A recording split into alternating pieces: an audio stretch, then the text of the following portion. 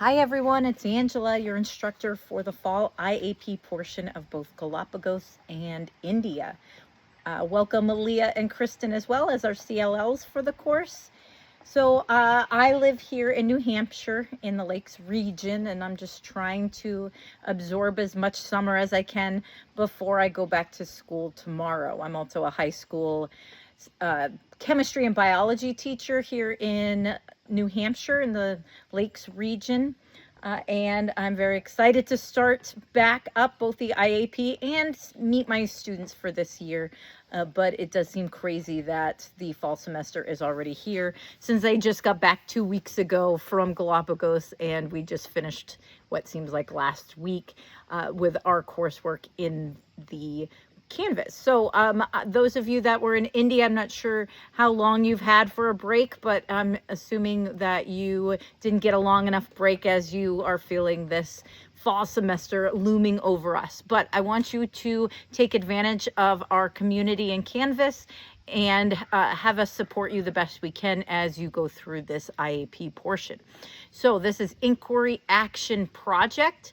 And so what this means is that you're going to be identifying a community, whether it's geographic, whether it is the workplace that you have, a school, or perhaps a zoo or aquarium, or maybe it's tourism or ecotourists or scuba divers. So whatever it may be, whatever community you identify, you are going to want to do an inquiry. So think of the quest method that we did in the field, where you make observations, uncover comparative questions, come up with a plan to collect data, whether it's existing data sets or come up with your own direct observations and data collection. Whatever it may be, using that data analysis to help drive an action, so an action component that you can work towards and share with your community your findings. So thinking hard about your findings and sharing those. So that's what this fall is all about. Again, it's just a 2-credit course. So I know that a lot of times students bite off more than they can chew for this semester, and it can get really stressful, especially if you're taking other classes and have other full-time jobs as well. So I know that some of you are also taking the Master Capstone. Congratulations. That means that you're graduating soon, and I'm very excited for you. Others may just be in the second year of the program for the GFP, and perhaps you took the IA portion last year. So this is another chance to do an inquiry action plan. And then perhaps some of you are AIP students, meaning that you took your first and only Earth expedition this past summer, and you are taking this fall portion as an elective towards your credits. So welcome everyone. This will be a busy semester, but I want you to think about strategies to lessen the stress and to balance you out as you move through these next few months. So we have until December for our final paper, and most of the to-dos are ones that support your final paper. So just thinking about what you brainstormed this summer in the field, whether it was Galapagos or India, perhaps you wrote down some journal prompts about your brainstorm for your IAP. So go back and look at that and think about how it could support your master plan as well, because that's something that you'll want to think about as you progress.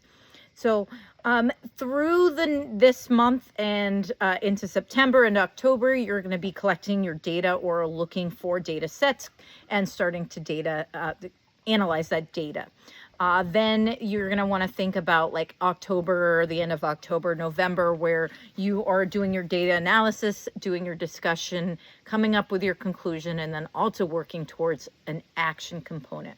And so that action component does not need to be complete by December 7th when our final paper is due, but you need some sort of tangible evidence, an artifact, if you will, that helps support the action component. So whether it's an infograph or some sort of communication that you can use to deliver your findings to your community, that will be acceptable, and we can go over that in more detail as we progress this semester.